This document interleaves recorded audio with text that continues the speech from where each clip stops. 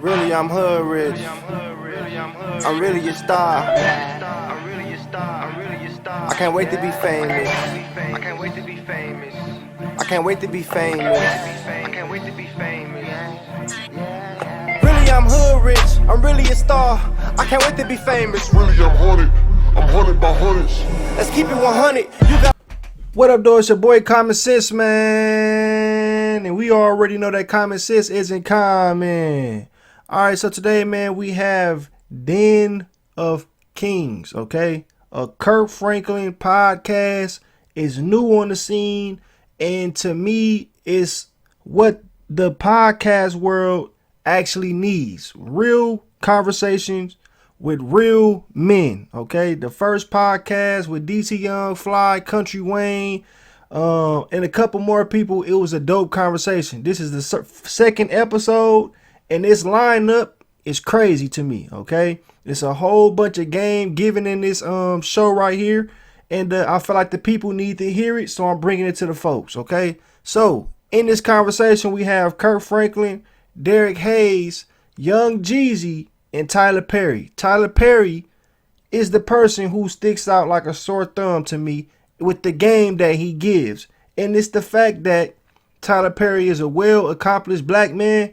And I just feel like, man, success, when a lot of success is behind one person or just one man, that man holds a lot of weight on what he says. And so I want to bring to you guys the powerful words that I believe Tyler Perry has said that need to be shared with the folks. I'm your boy Common Sense. Like the video, because liking the video is more important to the YouTube algorithm these days. Subscribe to the boy if you're feeling the content. It's a reaction.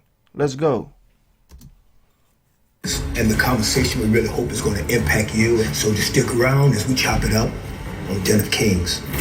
One of the biggest mistakes I made, I missed the opportunity to really be a boss. So from my 20s to my 40s, I owned none of my publishing. So you kidding me? And I started in a broken down Shell gas station, one fryer, one grill. I had to learn profit and loss, EBITDA, everything. And right now, I can sit at the table with anybody and talk about the level of business. It's just not for me. It's gonna open the door for a lot of kids in the ghettos and lower income communities that think that they gotta do certain things to make it out. I never wanted to be a boss because a boss just tells people what to do. But a leader shows people what to do. And then your vision and their vision, I love it. It works together because you're helping them achieve their goal. So all my life, I wanted to be the man who owned the house. So that's when I entered this business, when I started doing these plays, when I started doing movies. Giving up ownership was not an option. These folks in Hollywood, oh, it's just some play or just something black people doing. They thought Diary of a Mad Black Woman would do $5 million total. It opened at 20. Wow. That's crazy. All right, so those are the people or the men that's in this conversation. I wanted you guys to be introduced to them. Okay. Now, I did some homework before I actually put this video up. And what surprised me was Kirk Franklin net worth is sitting around $8.5 million. Now, in the hoods, amongst black families, I don't want to even just say in the hood, just in the hood, because amongst all black families in any tax bracket, poor, middle class, or rich, Kirk Franklin is that guy. We never would have guessed that Kirk Franklin net worth would only be $8.5 million. Now, you heard in the beginning of his intro that he did not own his publishing early on. All right. But Kirk Franklin being worth $8.5 million to me is mind-bothering to me. All right. Now, Derek Hayes. For the people that don't know who Derek Hayes is, he's a self-made entrepreneur. Okay. Derek Hayes is a young black man. Well, he's 38 years old. That's still young. I feel like 40 might be, you know what I'm saying, out the young man phases or whatever. But he's 38 years old, self-made millionaire of Big Dave's, pause on that, Big Dave's cheesesteaks, okay? He's his own CEO. And Tyler Perry and Young Jeezy, they don't need no introductions. All right, so we finna get into this conversation, man. Like the video if you like the video. Subscribe to the boy if you're feeling the content. Let's keep it going. Right. You know what I'm saying? 2 years, 3 years. My question is that how do you deal also with this issue of bossology and family?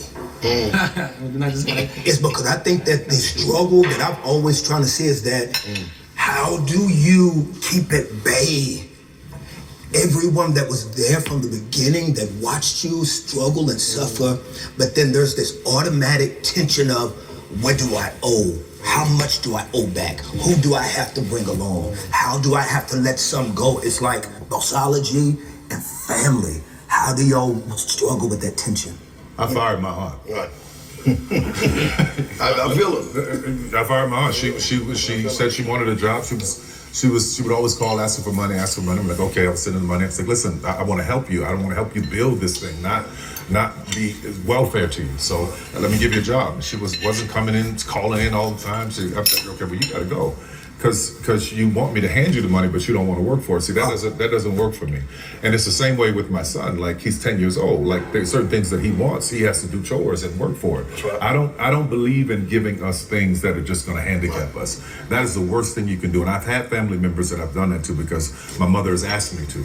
And when she passed away in 2009, I sent all of them letters saying, listen, you got 60 days to become gainfully employed because I'm not going to keep supporting you like Are this. you serious? 100%. They all got jobs. And it wasn't even jobs where they're making a lot of money, but it was a job. It was something else for them to do, to feel some pride in. Right. That's the same thing I would want somebody to do for me. But do you still get like the backslash from that? You know how you said they wasn't making a lot of money, then they can look at you and say, well, why I can't have more? Why am I working next to somebody to make more? I have family members got mad at me because I wouldn't give them $1 million. Wow.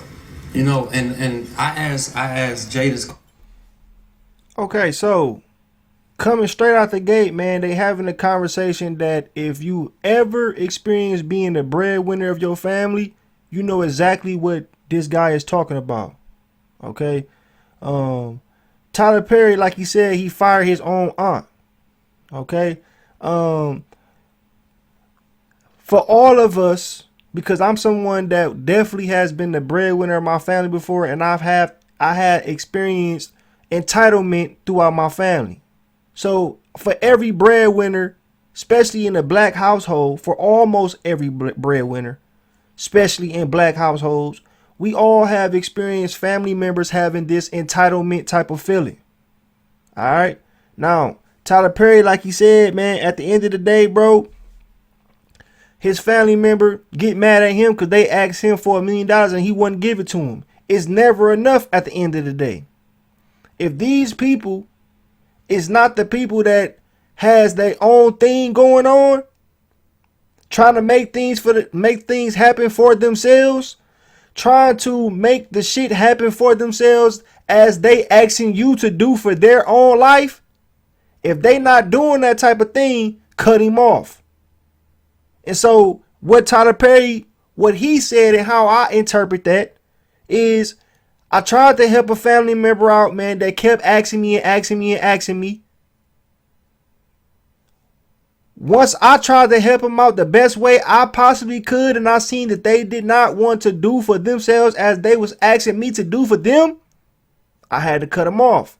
It's simple. It's easy. Just like I said in the beginning of the video, Tyler Perry got a lot of success behind him, so his words that he speaks, I feel like holds a lot of weight because 9 times out of 10, bro, when it comes to the money, with him being worth $1.4 billion at this particular time, he has experienced all money situations that we all, or a lot of money situations that we all experience. So it's simple. If you're the breadwinner of your fucking family and you got leeches trying to constantly ask you for things over and over and over, and they ain't showing no appreciation, and they ain't putting in the work for themselves as they want you to put in for them, drop them.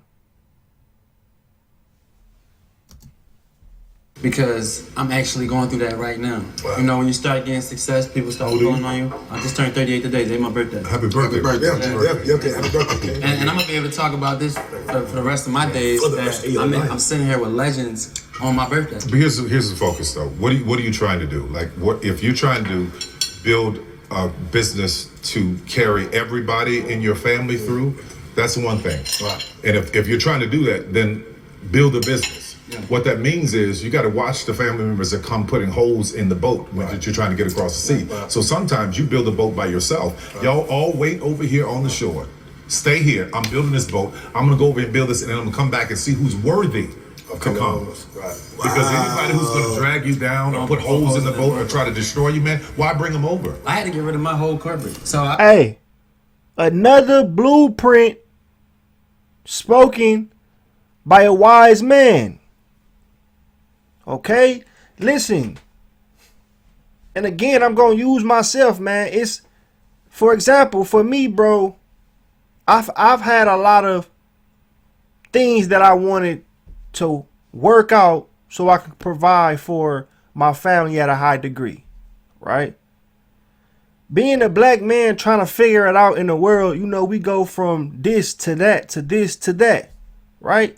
Right now, I'm in a phase where I feel like I found my lane. This YouTube thing, this stock market thing, and then the HVAC thing is something that I am passionate about. What it brings me peace, and I can see a lighter light at the end of the tunnel. Meaning, one day I will be rich, right? And this stock market thing, man, I brought this to family members before, friends before, but they was not interested in it, right?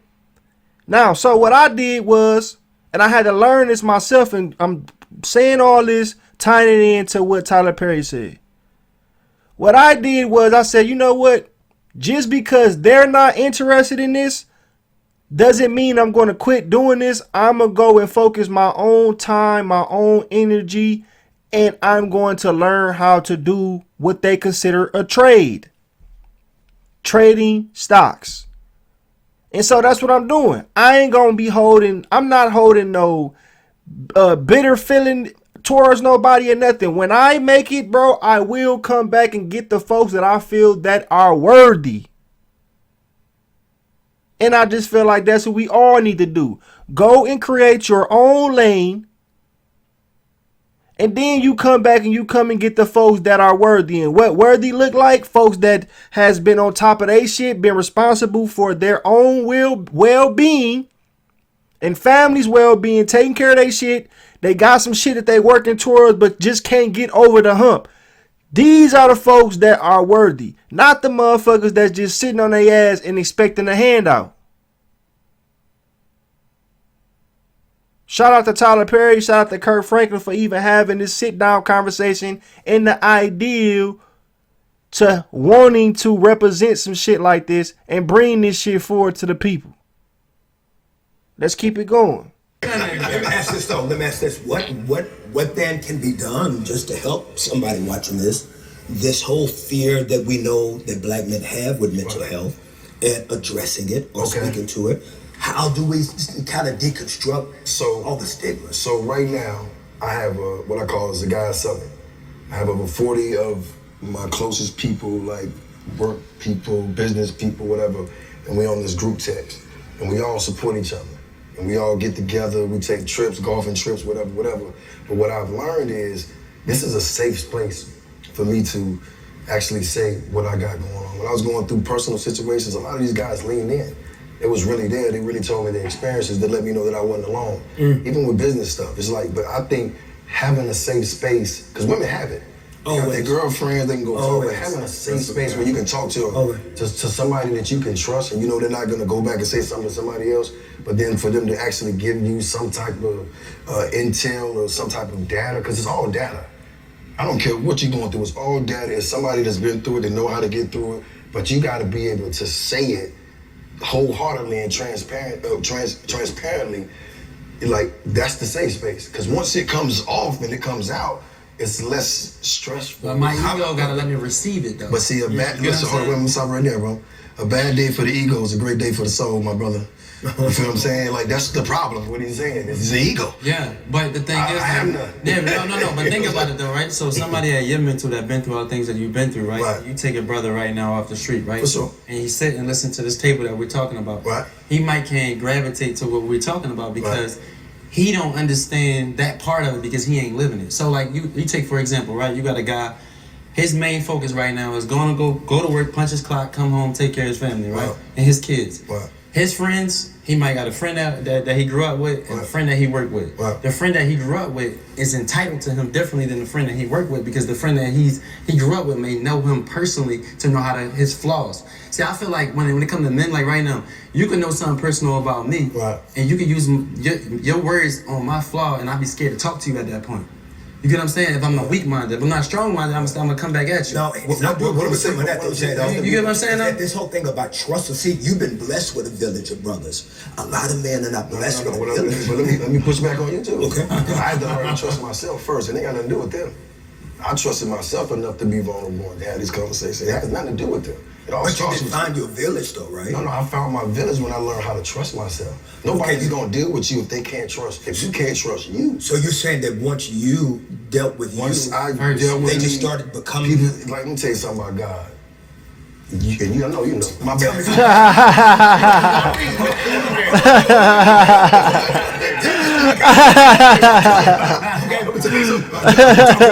Come on, when you Sit down, Kirk. you gotta listen to him. I listen. I tell my prayer is, God, let everything that comes from me, you be first and allow me to be me. Right? Because I trust myself. I trust myself with it all. You know what I'm saying? I trust myself, and I'm not, in no position where I can take care of the world, but I trust myself enough to do what I'm supposed to do for the people that believe in me. All right, listen. So, Young Jeezy net worth is $13.5 million. Now, I say these net worths for a reason because, again, bro, it's important to understand how much weight a person word has. And no, money is not everything, but success behind a human being says a lot, bro. Everybody is attracted to success. I don't give a fuck who you is, bro. I don't give a fuck who you are. You don't have to be dick riding a motherfucker and not appreciating the motherfucker. You don't have to be dick riding somebody to be like, oh, he give a fuck too much. No, bro. At the end of the day, man, you show a motherfucker respect, especially if you trying to get somewhere and go somewhere or be around some folks that got some shit going on. If you the smartest man in the room, you in the wrong room. And so, therefore, the way you go get your ass out the room that you the smartest in is you go get around some folks that are successful or in whatever the fuck that they doing because they have proof that they know what the fuck they talking about. Right? So at the end of the day, this conversation that they is having is about mental health, mental awareness. And what Jeezy said is very important. You have to know yourself. If you don't know yourself, you don't know shit else. You don't know how you gonna act if you get around somebody that's successful. You don't know how you gonna act if you get hurt. You don't know what the fuck you want, what you want to do. You don't know nothing if you do not know yourself. When you know yourself and you accept yourself and your flaws, nobody else can control you. Nothing else can control you. And I'm speaking from experience. When you know yourself, you're comfortable being transparent on what your flaws is. Let's keep it going. Right, and I trust myself enough to know that every decision I make that is going to involve us, I'm going to make the best decision. So if I need to go outside of the box and have a conversation with my brother because I'm having some mental setbacks and strain, I'm making decisions for people in their future, their kids, their livelihood. So I can't be selfish enough to say that my ego is so big I can't go talk to somebody for some help. And I've been privy enough to, and I told one of my guys just the other day, I said, yo, man, DM such and such and just tell him you want to sit down with him and have seven questions. You want to take him out to lunch. I did that for John Maxwell. That man came to my house. I did that for Tony Robbins. That man called me. We had a conversation. Not to say that everybody, I'm saying I was willing to risk going out there to do that. And I did that with my brothers, but I had to trust myself first. Because if I went to them and told them half of how I feel, people say, you good? Yeah, I'm straight. but you're not. You're dying inside. That's the part that I was talking about. Right, but what I'm saying is the minute I started being like, man, hey, actually, bro, this is crazy. You know what I'm saying? Let me get your feel on this one. Okay.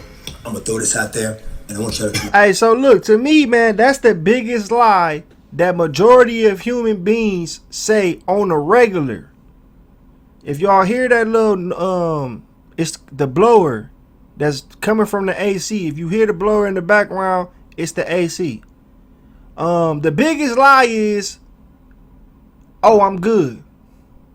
The first thing that we do when we introduce ourselves or just saying hi to a person for the day, we say, what's up? You all right? How you doing? Whatever. Any way you want to say it, how you want to word it, we say that. And the response 9 times out of 10 is I'm good.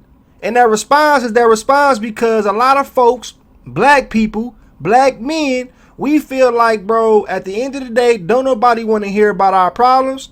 Don't nobody care about our problems. And as a man, we're taught that you need to keep those feelings inside and handle that shit your goddamn self.